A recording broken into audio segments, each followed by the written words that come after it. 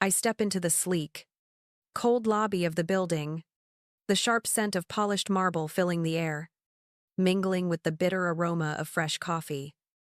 This is where it all started, where I spent years hidden in the shadows of my family, never seen for who I truly am. Today, that changes. Today, I take back control.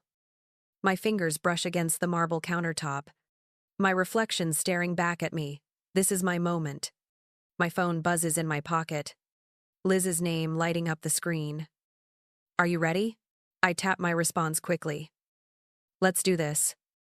My heart races as the elevator ascends, the soft hum of the machine matching the beat of my pulse. I step out into the corporate jungle, into my father's domain, where glass walls gleam with the reflection of the city skyline. But my focus is on the man sitting behind his desk, oblivious to the storm about to hit him. Taylor, he says, not looking up from his tablet. I thought you'd be here sooner.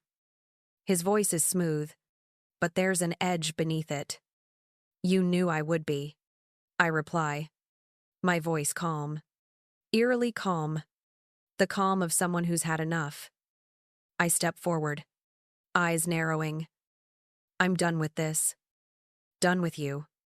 The surprise flickers in his eyes, but he quickly masks it with a smirk. Done. You can't be serious. I am, I say, my tone cutting through the air. And I'm going to make sure everyone knows exactly what kind of man you really are. His hand freezes over the tablet. His smile falters for a brief moment, just enough to show I've got him rattled. You don't have the guts. I don't flinch. I move closer, my voice low, controlled. You think I don't. You've been using me for years, manipulating me, and you never even noticed. I've been the one holding you up all this time. And now I'm going to tear it all down. I pull out my phone, showing him the message from Liz, the evidence that's about to destroy everything he's built. Ryan's eyes flicker. You're playing a dangerous game, Taylor. You don't know what you're messing with. I smile coldly, my gaze never leaving his. Oh, I know exactly what I'm messing with. And this time, I'm the one who's winning. He rises from his chair. It's scraping the floor. His movement a silent challenge. He thinks his presence, his wealth, can intimidate me, but I've seen through the facade. You think you're in control, but you're not, he says, his voice growing darker. You'll regret this. I stand my ground, not moving an inch. You're right about one thing, I say, my voice steady and final. I'll never regret this. In that moment, it's clear this is no longer just about revenge. It's about freedom. And no matter the cost, I'm taking it back. I had always known where I stood in this family, though no one ever said it outright. My father, a corporate lawyer, had built his empire on control, manipulation, and success qualities that he believed his children should mirror, or else they were useless. He never saw me as more than a tool, a cog in the machine that kept his world turning.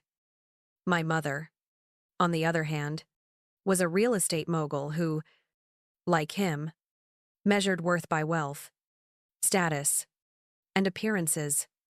She'd never seen me as anything other than a necessary accessory, a daughter who could help them maintain their carefully curated image. One evening, after a long day of work, I sat across from my mother at the dinner table. The silverware clinked as she absent-mindedly poked at her salad, her eyes not meeting mine. You've been busy, haven't you? She said, her voice cold. Not with concern, but with a detached observation.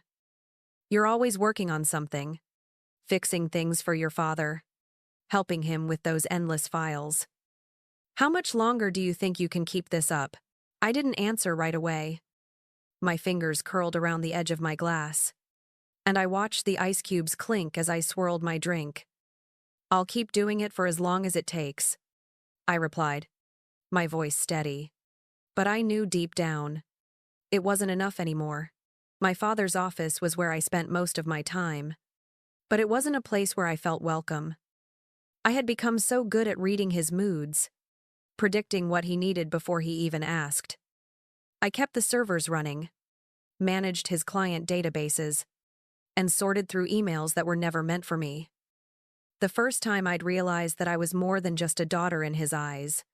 It had stung. He had asked me to fix a glitch in one of his legal documents, and when I had done so, his praise had been nothing but an acknowledgement of my utility. "Good job," he'd said. "But that's not going to solve our real problems, is it?" I had watched as he poured himself a drink, never once looking at me like I mattered outside of my abilities.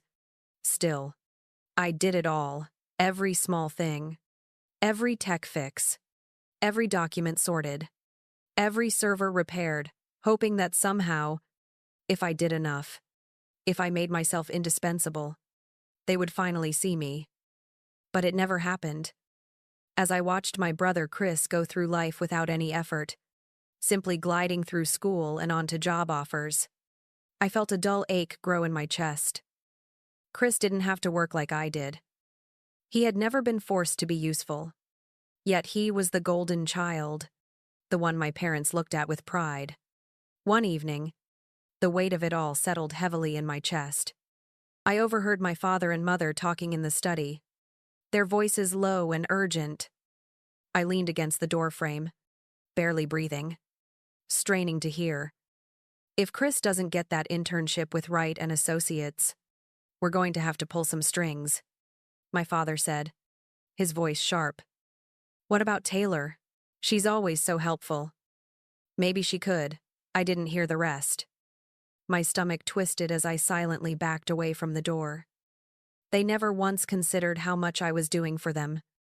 It was never about who I was, only what I could give. It was in moments like that when the realization hit me hard. I would never be enough for them, no matter what I did. I wasn't a daughter. I was a tool, a pawn to be used until I no longer served a purpose. The ache inside me turned to anger, a sharp, cold anger. I had been invisible for so long, and I had let them believe I was. But not anymore. I spent the next few days carefully watching, listening, waiting. My fingers grazed the keyboard with practiced ease as I scrolled through my father's emails, looking for any sign of his mistakes, any crack in the facade he had so meticulously built. The more I dug, the more I found little things. A slip here, a poorly hidden attachment there, traces of the web of lies he'd spun to cover his tracks. I paused for a moment, feeling the weight of it all settle in my chest. For years, I had helped him cover up. And now, it was my turn to expose him. I leaned back in my chair, the screen reflecting in my eyes, my fingers hovering over the keyboard as I plotted my next move. The truth was, I didn't need to go after him directly, not yet. I knew that all I had to do was push the right buttons, plant the right seeds. I pulled up the encrypted file I'd been working on, the one with all the proof of my father's financial dealings, and smiled. It was time to take action. That night, I met with Liz at a small, quiet bar, the kind where no one asks questions. She slid into the booth across from me, her eyes sharp as always, taking in everything without a word. "What's the plan?" she asked, her voice low, steady. I slid the file across the table, letting her take a look. "I need you to help me get this into the right hands, Liz," I said, my voice flat but with an edge of finality. "We make sure Ryan Bennett doesn't get away with this." Liz raised an eyebrow as she scanned the documents, her face unreadable. "You've got enough to destroy him, Taylor. But are you sure you want to go this far?" She leaned in, eyes locking with mine. "This isn't just about revenge anymore, is it?" I let the question hang in the air for a moment before responding. "No, it's not. It's about taking back what's mine. It's about them finally seeing me for who I really am. Not just a tool. Not just a pawn in their game. My fingers tightened around my drink as I spoke, the anger bubbling up once more. This is about me owning my life for the first time. Liz nodded slowly, the weight of my words sinking in. I'm in. Let's burn it all down. Over the next few days, I worked behind the scenes, planting digital breadcrumbs, slowly chipping away at the structures my father had spent a lifetime building. It was methodical, precise. I tapped into the accounts I'd helped set up, tracing every transfer, every email, every document that connected him to the shady deals that had kept his empire intact. I felt a strange thrill as I saw the cracks widening. Soon, it wouldn't just be my father's secrets, it would be his downfall. One afternoon, I watched as my father walked into his study, his posture rigid, his expression as controlled as always. He didn't know that the trap was set, that everything he'd worked so hard to hide was slipping through his fingers. As he sat down behind his desk, I felt the familiar knot in my stomach. But this time, it wasn't fear, it was power. I could feel it building inside me. The control I had never had, finally within reach. Later that night, Liz and I met again. This time in her apartment. We spent hours poring over the documents, finalizing the details of our plan. The message I was about to send, the one that would expose my father for everything he truly was, had to be perfect. Liz looked at me with a mix of admiration and concern. "You sure you're ready for this?" she asked, her voice barely above a whisper. I met her gaze and nodded. I've never been more ready. The next morning, as I sat at my desk in the quiet of my bedroom, I could hear my father moving around downstairs. He had no idea that the walls he'd built were about to collapse. I clicked the button. A single email was sent, the kind that would leave no room for denial, no way for him to spin the truth. My finger hovered over the keyboard for a moment before I hit send, knowing that once this was done, there would be no turning back. I leaned back in my chair, my heart racing. It felt like the calm before a storm. The storm was coming. And this time, I was the one in control. The day I had been waiting for finally arrived. The morning felt different, almost too quiet, as I watched my father move around the house, blissfully unaware of what was about to happen. I could feel the tension in the air, like static before a thunderstorm. My hands shook slightly as I poured my coffee, the cup clinking softly against the saucer. The message had been sent. He had no idea what was coming. I met him in his office just after breakfast. The same cold, glass-walled room where he spent most of his time. His back was to me as I walked in, his fingers moving swiftly over his tablet, as if the world outside didn't exist. I stood there for a moment, just watching him, knowing this was the moment I'd been building toward for months.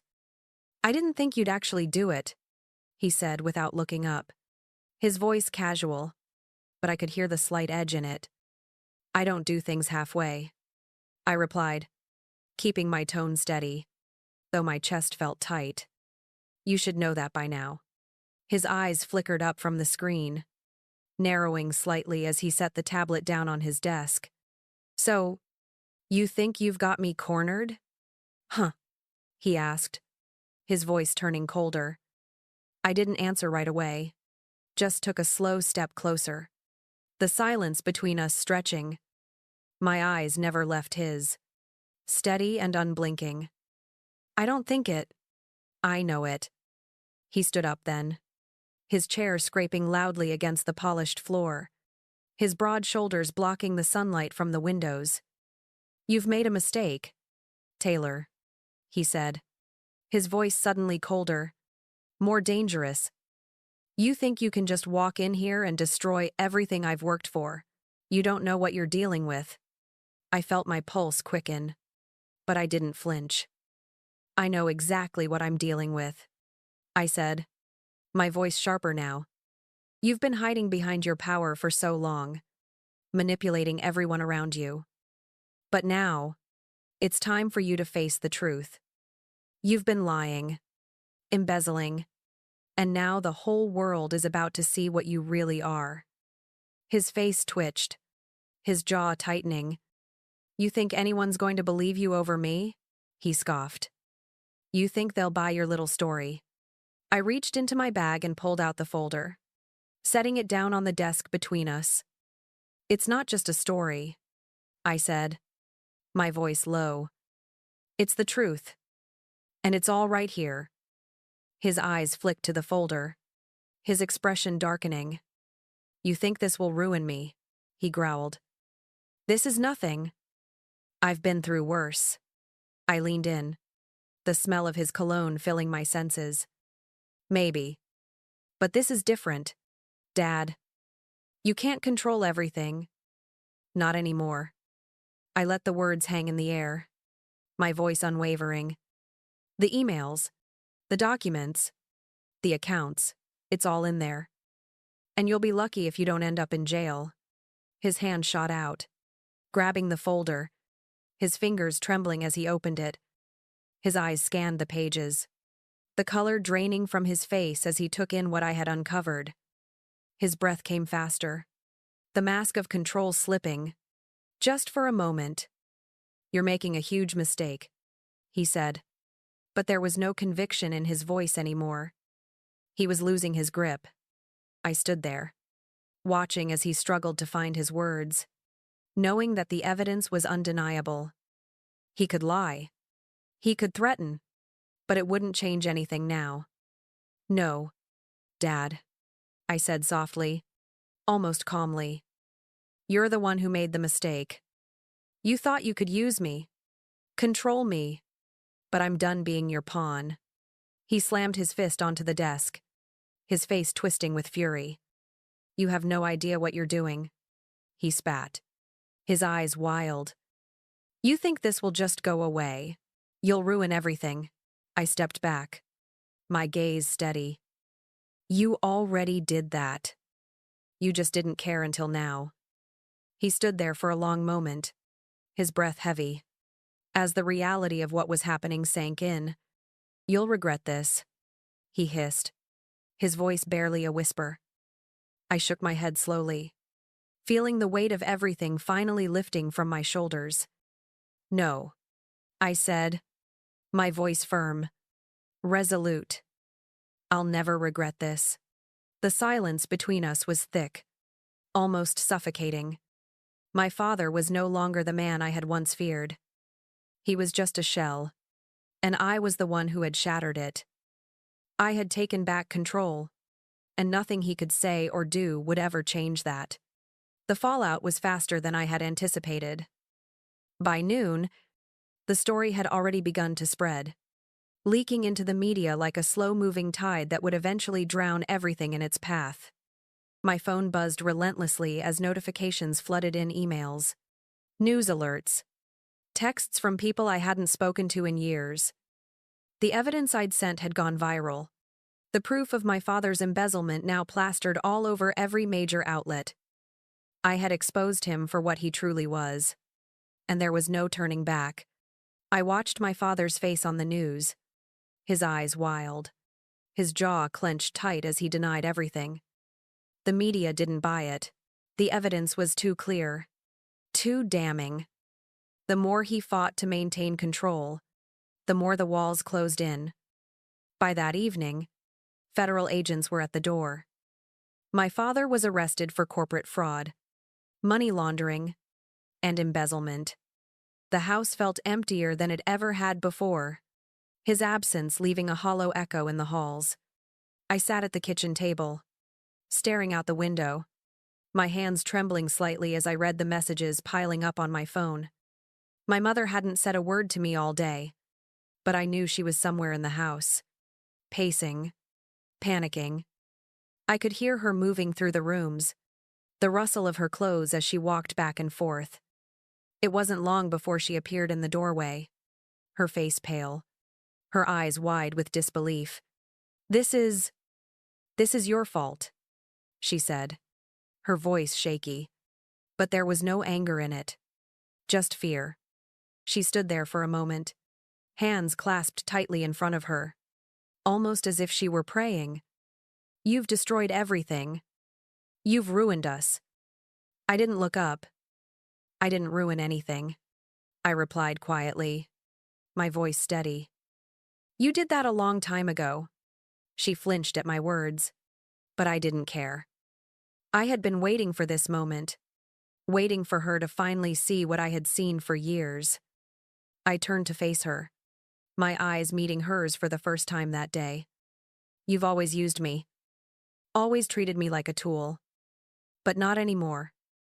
I'm done." Her eyes filled with tears, but she didn't say anything more. She turned and walked out of the room, her footsteps echoing down the hallway, hollow and heavy. I let out a breath I hadn't realized I was holding. The next morning, the phone rang. It was a call from the school board. My brother's future. The scholarship he was supposed to receive. The very foundation of the life he'd been handed, was crumbling in real time. The investigation into the academic fraud that had been covered up for years was now an open case. I could hear the silence on the other end of the line as the board member spoke, his words polite but distant, as though the conversation were nothing more than formalities. "We'll be looking into this matter further," he said. "Holden may be facing disciplinary action for his involvement." I hung up before he could say anything else. There was no part of me that felt sympathy for him. If anyone deserved to face the consequences of their actions, it was him.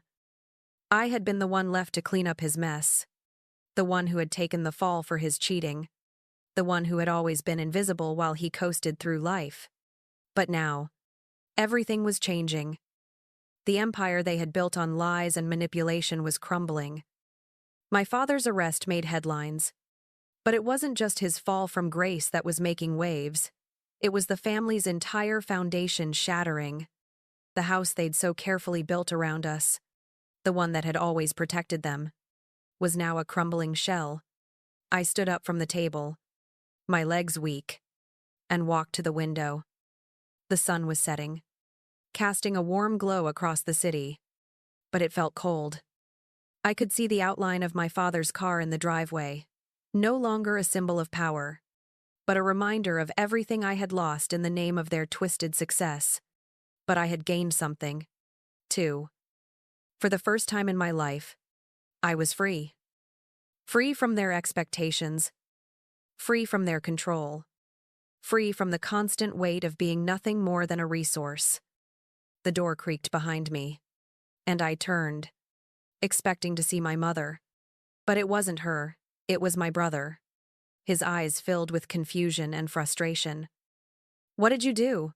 he asked, his voice low, almost afraid. I didn't respond right away. I didn't need to. I had already made my choice, and nothing he could say would change that. I had set everything in motion, and now there was no stopping it. "I did what you never had the guts to do," I said, my voice cold. I stood up for myself. He looked at me for a long moment, his expression unreadable. Then, without a word, he turned and walked away, leaving me standing alone in the quiet of the room. The storm was over, and I was finally free. The phone buzzed again, but I didn't need to look. The message from the FBI had come through loud and clear. My father's arrest was just the beginning. The house, once a fortress of wealth and control, now felt like a tomb. I walked through the rooms, each step echoing like a drumbeat in the emptiness. I passed my mother's room, her clothes neatly hung in the closet, the same as always, but I no longer cared. When she finally spoke, her voice was quieter than it had ever been. "You think this was worth it?" she asked, standing in the doorway, her eyes red-rimmed. "Look at what you've done. This family. It's all falling apart because of you." I turned to face her, the finality of it all settling in my chest. This family was already falling apart, I said, my voice steady. You just didn't see it. Her face twisted with something like regret. But she didn't speak again. She didn't need to. The silence between us was louder than any argument we could have had. I walked past her. Out the door. Into the cool air of the morning. The streets outside felt different. Free. The weight I had carried for years, the anger, the resentment, it had all evaporated. Later that day, I sat alone at the kitchen table, watching the world go by outside the window. The sun was setting, casting long shadows across the city, and for the first time, I felt like I could breathe. I had torn down everything they built, and I had done it on my own terms. My phone buzzed again, but I didn't check it. It didn't matter anymore. The past was over. The empire they had built, the lies they had told, none of it could touch me now. For the first time in my life, I was truly free. And no one could take that from me. Not ever again. I stood there, watching the last remnants of everything I'd been forced into crumble. The truth had surfaced, and the people who had used me, manipulated me for years, were left with nothing. As I walked away from the wreckage of my family's empire, there was a strange sense of peace. No more games, no more pretending. I had taken back my power, my life, and as I stood at the crossroads of a new beginning, I realized something I hadn't fully understood before. True freedom wasn't just about escaping their control, it was about owning the choices I made, and knowing that no one could ever silence me again. Thank you for watching the story of how I took back control of my life. If you've ever felt trapped or invisible, I hope you've found strength in this journey. Don't forget to subscribe. Share your thoughts in the comments. And stay tuned for more stories that speak the truth and stand for what's right. Your voice matters. Always.